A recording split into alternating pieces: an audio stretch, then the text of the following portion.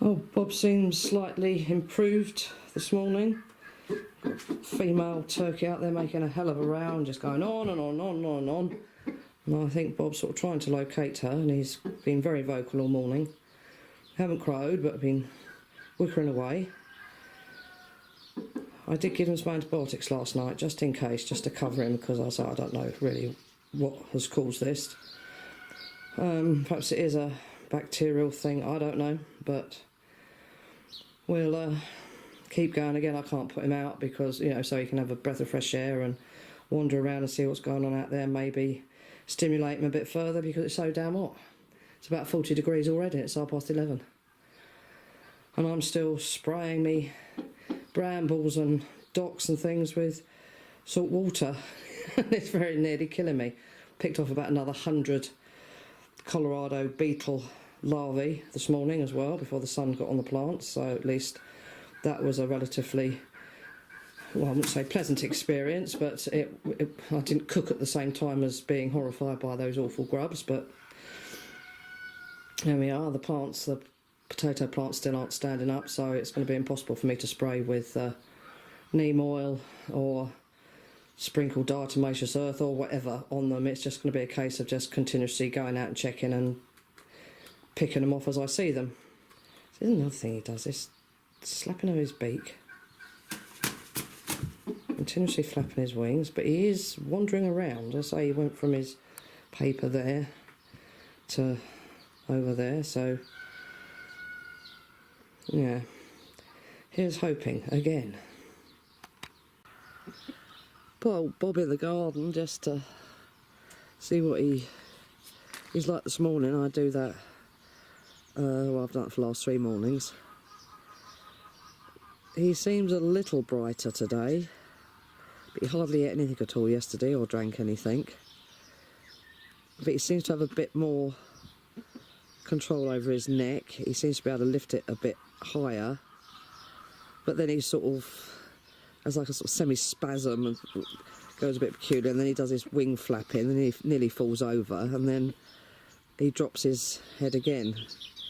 So I definitely think it's something to do with his neck, and I think that devil Hoppy, as I say, grabbed hold of his wattle through the fence and pulled back, and of course Bob would have pulled the other way, and I think it's damaged his neck. I can't put a neck brace on him. It's just a case of hoping that maybe, providing the damage isn't too much, if it's nerve damage there as well as bone and tendon and what have you, I don't hold out much hope that he'll ever be. And he does his trembling and the beak slapping and grinding, so it's obviously painful for him. And perhaps it comes and goes in spasms, I don't know, and it's painful more times than others, I just don't know. But he's certainly walking better. Last night I had him out, you know, out in his patch out there for a bit, and he came through the gate as he does, and then probably fell over and hit the wall, so I had to carry him the rest of the way. He doesn't seem to like being outside, probably because he's now petrified that he's going to be attacked again, and he knows that he's vulnerable. He knows that he can't defend himself, and it causes him great distress and pain.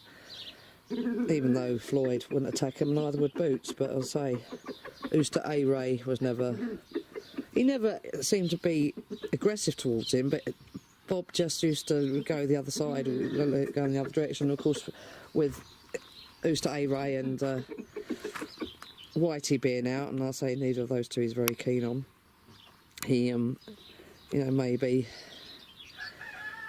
felt that he didn't need to be by the fence under the shade, and so was I say by the turkey shed under the 2 wildflowers there that were shady to a degree but not completely, and the sun was quite hot that day, so perhaps that's affected him as well. But he's so run up, he's so tucked up, and I say he ate hardly anything yesterday, but he's certainly more animated today, careful Bob, than he was yesterday. So I'll help him over those rocks and put him back in the kitchen maybe. Perhaps I'll have some more breakfast now that he's wandered around for a bit. But I'll say he's certainly more animated this morning, so This is what now, day 6, day 7. He's on his vitamin E, vitamin D3, he glucose him in. I'm not going to give him anything else because he doesn't really want to take it now. There's a real problem getting it into him, and it takes all day, and it's killed my back. So if his neck feels anything like my back, I can sympathise 100% with him. So we'll see how he carries on today. And it just goes on. Now a little black bear neck's collapsed. Don't quite know why. She was lame about a week ago when she was fine, but only just a little bit hobbly. Then it sort of come and go on and off. And yesterday she didn't really seem to be lame at all. I'll say it comes and goes. She ate fine, everything was fine. Last night she was laying over there. You can see she's been flapping around. And I went in and, said, why are you laying over here instead of in your nest? And she stood up. And I thought, oh, perhaps she's just more comfortable over there. Perhaps she's too hot under a thing. Although it wasn't that hot last night. It was very pleasant, it was very cool, it was lovely. And then this morning she's in exactly the same position. Went to pick her up, and she just screamed and can't stand at all, just flaps around. So I took her out immediately and had a look at her. There's nothing on her, there's no mark, there's no swellings, there's no nothing. It's her left leg that she's got a problem, no, her right leg, sorry, that she's got a problem with. Her crop is absolutely solid and bulging. So I immediately went and mixed her up some antibiotics and gave her some of that. Made her drink it herself. I wasn't going to syringe it down her throat. She does seem to be very warm under the wings, and she's breathing heavy. Her cone's flopped over. I don't know if it's a lower back or leg, but she seems very bulbous underneath after her ribs. So I've got a feeling it's fatty liver, in which case there won't be anything I can do. I'll obviously research it again and again and again, and as I've done many times. I really wish I could have got them out a lot sooner, outside in the sunshine, fresh air, and eating natural food and what have you, because this little guinea, he's shrinking. He's not growing, he's shrinking. He's not going to make old bones, whereas the chick is doing okay. But, if I could have got them out earlier, but I was warned by the old cough next door that he's seen 2 martins and weasel, no, a stoat,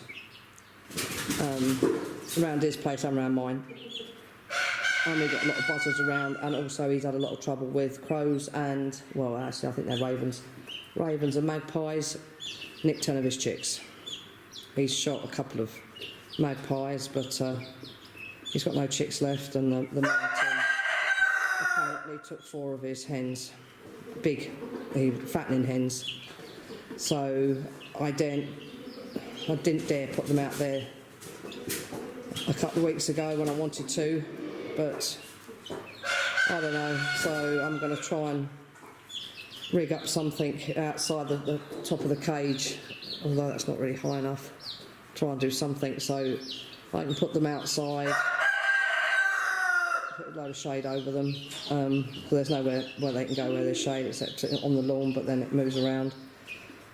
So I'll try and find something to make like an outdoor little enclosure for them that the dogs can't get to and they can't get out of, so she can have some fresh air and peck around at the grass, and so can her babies. And then I'll bring them in the house tonight, but if she's still alive, that is, but she's breathing very heavy and I don't hold out any hope, so it's absolutely ridiculous. But there we are. So it goes on and on and on.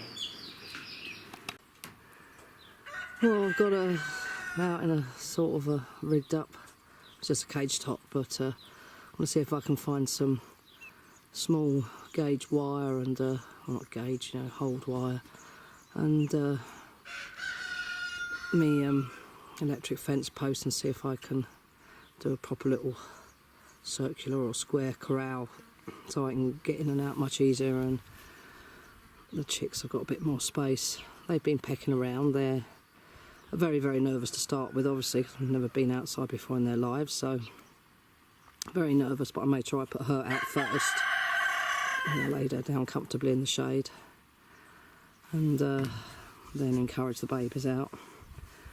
But as long as Mum's there, they seem to be pretty okay. As I say, their little guinea was having a little scratch around earlier and pecking at the bits of clover, so they're quite relaxed as far as that goes. And I'm making sure that she drinks sort of every 20 minutes or so with her antibiotics, or say, I don't know. I mean, she's very, very alert. She had a peck at a couple of ants she saw crawling around and got really quite animated, so, you know, she's very alert. She laid an egg again this morning when I picked her up to put her in the cat box. There was an egg under her. She's pooing okay. I'm gradually getting the crop down a bit. Bit by bit. I say it was absolutely solid, because that's the chick crumbs. You know, when they dry out a bit, they just turn into a solid lump if they don't drink. And she obviously hasn't drunk. I just wish she had showed some other signs last night, other than just laying in a weird place in the stable. So I went in there and she immediately got up. She did seem a bit stiff on the leg, but she got up and sort of squawked at me, and the babies came bawling out from under her and had a bit of a fit. And then she laid back down comfortably again. Admittedly, she did have her right wing out a tad, but then Guinea went under there, so perhaps I assumed that's why she, you know, put the wing out so he didn't get too hot. So I didn't think anything. Otherwise, you know, if she showed some other sign of not being right, then I could have got her in last night with the babes and put her in the cage and, you know, dealt with her last night, made sure she'd had antibiotics and a good drink. I don't think your mum wants you laying on her, thank you, dear. She's a bit warm as it is. Oh, well, you're gonna brood the bit of courgette, are you? Okay. She's had a couple of pecks at that, so she knows that's there. Guinea's going to go under her tail. And, you know, as I say, there's nothing to suggest there was a problem with her. Otherwise, she could have been treated. I could have started last night. But if she's still learning, she lays every day. She's been laying every day for about 2 weeks now. I don't know if it is fatty liver. I'll say the antibiotics are just to cover her in case it's something bacterial going on, but she's got to be better off out here. In the fresh air, she's in the shade. It's damned hot again today. It's a real shame it wasn't yesterday, because the weather wasn't like it was yesterday. It was lovely cool breeze. It was very, very pleasant. It was only about 22 degrees. It was lovely. It was absolutely gorgeous. And today there's not much breeze, and what breeze there is, it's hot. And yeah, the sun's melting the skin. So there we are. So we'll see. She can only get worse and die. But I hope not, because it'll be the last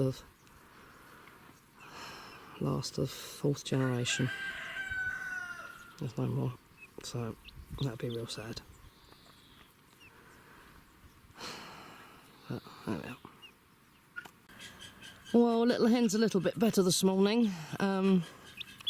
She has now got sauerkraut, because obviously all the chick crumbs and the mash that were compacted in her crop have fermented, even though I continuously gave her water yesterday, and I could put a bit of milk in it as well to try and give her some calcium, because I obviously can't give her anything solid. Like I can't give her cat's claw or the mix not the mix, me concoction, me herbal concoction and whatnot in natural yoghurt yesterday, because there was absolutely nowhere for it to go. You know, her crop was so compacted, it just had to empty by, I'll say, about 80% before I dare give her anything like that.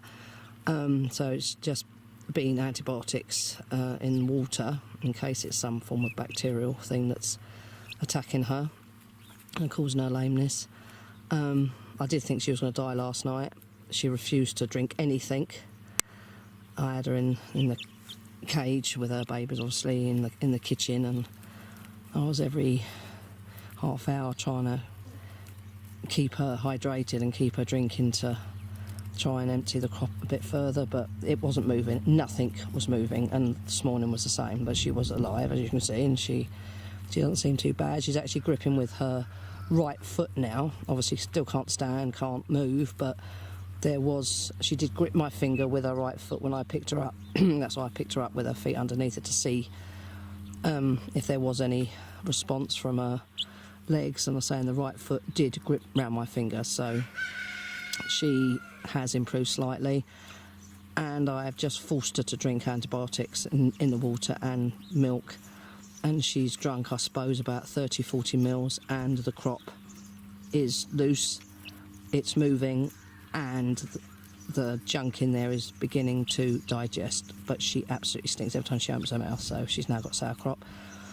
So I'm going to wait till maybe this afternoon until that's half emptied, and then I'll give her some natural yoghurt, which, you know, will find some space to actually move around her crop. But I mean, her crop might have emptied fully by this afternoon, but she's not panting as much. Her breathing has slowed right down. She's not breathing through her mouth as much. She's really enjoying being out here. It's her babies, aren't you, dears? Her poor little guinea last night, he didn't know where to go or what to do, because of course she wasn't lifting the wing for him to go under, so I don't know, about 3 o'clock in the morning, because he was laying in front of her, sort of under the feathers, with his head buried in her neck, and this little bee, the chick, kept insisting on sitting on her neck, and I had them in the bottom part of the cat box to sort of keep her confined, to stop her flapping if she decided she was going to, and also so they felt secure, as she wasn't lifting up so they could get, I mean, the chick's too big to get under her now anyway, he just lays in front or behind her or the side of her, but the guinea, poor little guinea, you know, he's not grown, he's shrinking if anything, and so no, to keep him warm, and he just didn't know what to do, so in the end I just gently lifted her wing, and it was unfortunately the wing that I've clipped, and put him under there, and he stayed, I think, standing all night with his head up by her head, and his body under her wing. But because she was cocked to the left side, of course, she wasn't flat on the floor that side, so if he lay down, he wouldn't have actually been under the wing. He would have been a bit exposed, so I think he stayed standing all night. But he's a lot brighter out here, little guinea, you know, he's very active. And so, you know, so far, so good. So she's very alert, so I'm just hoping that I can put her right. Emptying the crop is the first thing, because that's, of course, pressing on her windpipe and compressing everything there, which is making her more uncomfortable, and that's why she was laying to the left, because the crop was sort of digging into everything and causing her breathing problems, which of course wasn't helping, and she wasn't drinking or anything, so because her crop was so full, so I was just pregnant with problems there. So if we can sort that problem out, which hopefully is now underway after what, 48 hours, which is ridiculous, you know, we can go forever onwards, upwards and forwards with her, and hopefully try and figure out what the hell's wrong with her legs. But I say that chick insisted on laying on her neck last night and trying to throttle her on the framework of the cat box. Damn thing. But there we are, that's the chickens for you. Hey, old girl, a bit hot again, are you? Yeah, the breathing, although she's breathing through her mouth again, her beak, she's not gasping like she was yesterday, and, you know, really struggling and then stopping and then gasping again. You know, a lot better, a lot better, so good. Well, it's all happening here again today. Little hen, it's day 5. Finally got a crop to clear after, I think it was probably getting on for 72 hours. About 3 days, yeah, about 3 days. I finally got it clear. It was empty yesterday, so I started her with natural yoghurt and brown bread and milk. She loved that. She wolfed that down. I also was giving her some milk thistle seeds and cat's claw and glucosamine, vitamin E, vitamin D3. Oh, what else? Oh, multivitamins with minerals. Calcium, magnesium and zinc. I was giving her the same concoctions I gave Bob. Actually, I haven't given him his concoction today. I must get on and do that. But I'm pretty convinced it is fatty liver, because if I don't pick her up from under her feet and lift her complete, you know, in one go from the feet up, she shouts. So obviously pressure on the rib cage, pressure on the liver, it hurts, and I'm probably rupturing it as well. Although I thought if it was being ruptured, she would have bled out by now, well, internally, and died. But she's still doing this gasping through her beak, and then she stops for a bit and then does it again. But she is eating and drinking heartily, but no attempt to stand or do anything. You know, I hold her under her thighs and put her feet flat on the floor, and there's nothing there. Both wings seem to be functioning okay, but she keeps throwing that left wing out, and I don't know why. So we'll just carry on and hope for the best and expect the worst. And as for the damn turkeys, I've got two in here. They've been in the stable for 4 days because they are both broody. The one that took 6 weeks to go off brood, she was off yesterday, so was Scarface. So I put them back out here again last night. And this one, which was a troublemaker last time, decided to try and tear Scarface to bits again. Broke it up immediately and put Scarface in the stable. She was in there last night on her own. No, I didn't. I put her in the stable. That's right. I put her in the stable last night on her own because she was the troublemaker. And Scarface and Toes were out here with Morris. Morris then decided to get a little bit over amorous with Toes and tore her side down again. Only a flesh wound, but opened her side up, but not down to muscle, just the skin.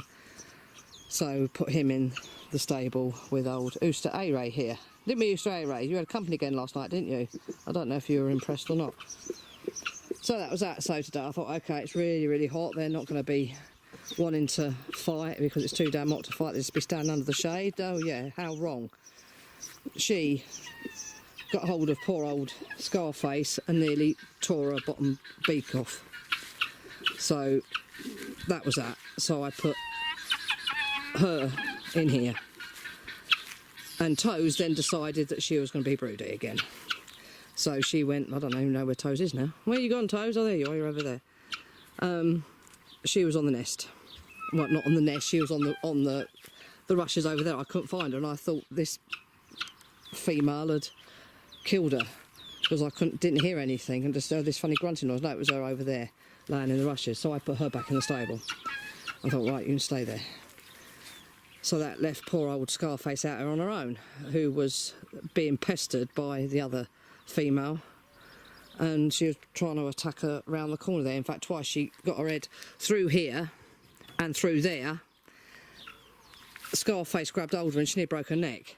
So I thought, well, that's no good, so I stuck a towel up there, so I stopped that. I got a sheet up the other side because they were having to go through there. And I thought, well, I know, I'll bring Toes out and see if she, with a change of environment, goes off brood instantaneously. You're still trying to swallow that snail shell, dear. You're going to choke on it, I no doubt. Yeah, another drama to finish the day. And so got her out the stable, put her in here, and they're as happy as Larry out here. They're very content, so that's good. So if that's, you know, if that's going to work, it'd be interesting to see what happens tonight, because there's only one bench in there and the guineas sit on that, but I don't know where the guineas are. They vanished. They probably lifted up their petticoats and flew over the fence and disappeared into the horizon with 2 turkeys in with them, even though they know who they are, heaven's sake. But they're not in with them, they're the other side of the fence, so they're safe. So it'd be interesting to see how everybody gets on tonight when they go to roost, and if these two, I've no doubt I'll have to chase them in because I doubt they'll follow the hens, if they might do. But I'll get my son out here as well to stand one side so they don't keep going around the shed. But I'm hoping it's going to work, in which case if it does then they can stay out here with the little hens and do their thing, and her and Morris can stay together because they're quite happy together, these two. She's the one that lays the soft-shelled eggs. I think she's got a problem with her egg laying equipment, so you know that's why she thinks she's a male half the time, and everybody else is male too, but she doesn't fight with old Morris. But then Morris doesn't try and break them up when they set to with each other either, so he's absolutely useless. He just stands there strutting his stuff, trying to look handsome. And it doesn't work, Morris, dear. No, it doesn't, when your girls are tearing each other apart. It's a pointless exercise. But her and him are quite happy together. He goes off and does his thing, as you can see. She goes off and does her thing.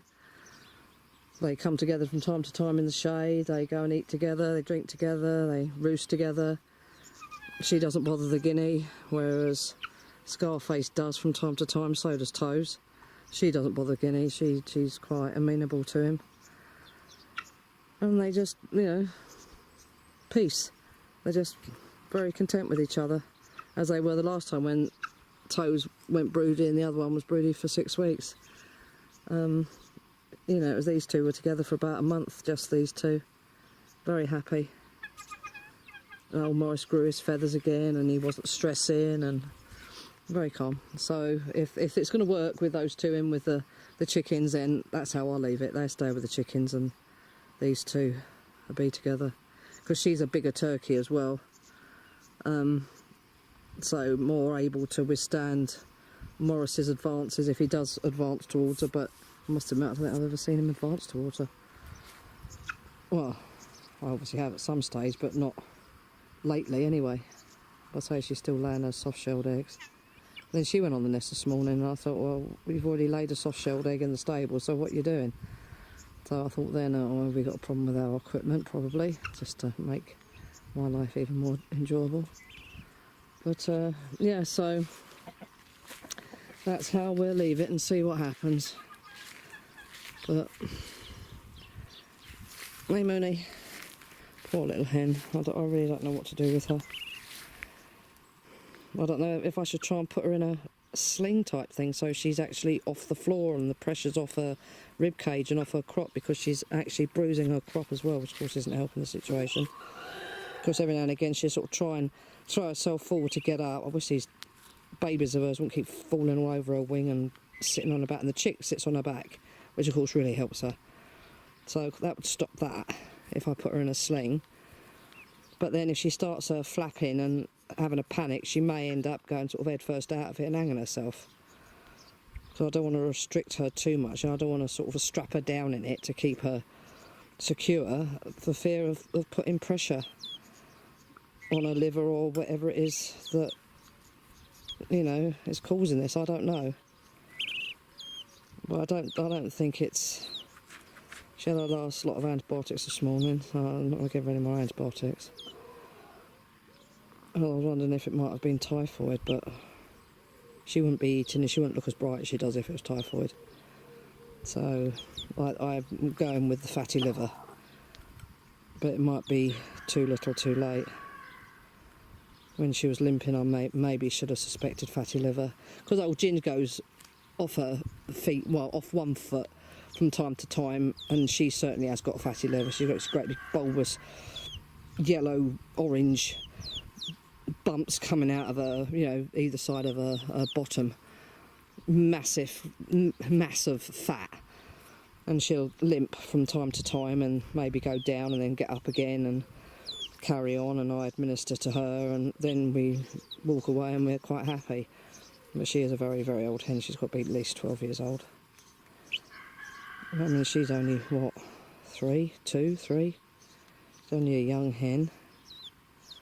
And she doesn't have a fatty diet. I mean, she has been eating what the babies are eating, which is oats, wheat, corn and chick crumbs all mashed together. which isn't, I'd say, a fatty diet. And she's been free range before she was sitting. So, you know, I just don't know. I don't know. Well, we'll see. Old Bob's quite fascinated with the chicks. And he doesn't quite know what to make of the little hen. But he's just moved away from the side of the cage. He was standing at the side looking at them and making silly little noises at them, but he's just seen me come through the gate, so he's decided he would come and join me. He's sort of improved. Well, it's been, what, a month now since his last weird happening. He still can't walk properly, I would say. He can't preen himself properly. You know, he sort of goes at his feathers but misses. He sort of preens fresh air. So 3 times a day I preen him for him, because he's gone through a hell of a molt and new feathers coming through, and he's itching all over, so I sort of give him a bit of a preen, sort of pluck and what have you. But obviously his head's in a slightly better position, but then he'll suddenly drop it and just almost have his comb on the floor. And he walks very high stepping rooster, aren't you, Bobs? But I think it's his vision. I'm pretty sure his brain doesn't compute what his eyes see. So he's obviously got some form of brain damage, a bleed to the brain or something that's caused brain damage. And little hen, she's so desperately trying to get up, but she can't. There's still no power in her legs whatsoever. Her left wing's very nearly always out, but that damn chick is always standing on her back. It's got to be a rooster. Always standing on her back, crawls all over her head, sits on her head. It's a bit pain in the arse.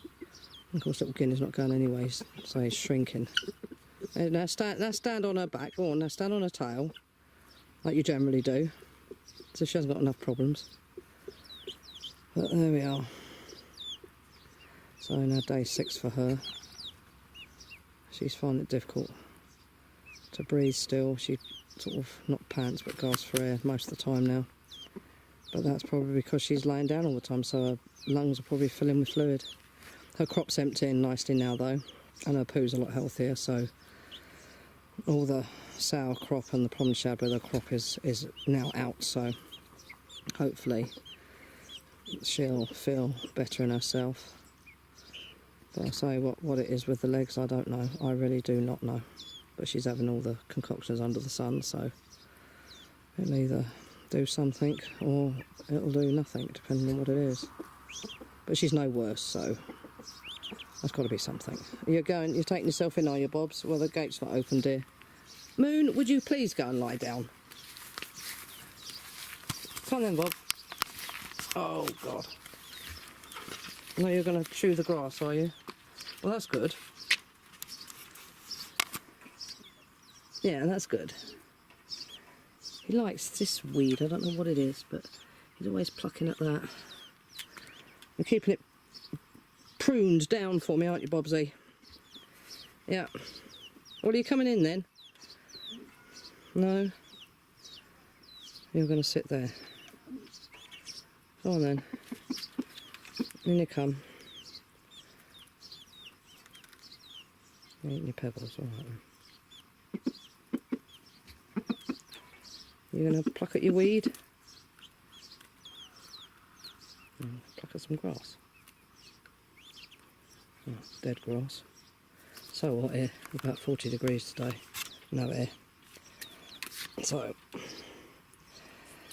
I ain't doing anybody any good. Oh, well, I'll leave you plucking that then for a minute, Bob, so I'm not going to disturb you eating your grass. Eating some green stuff.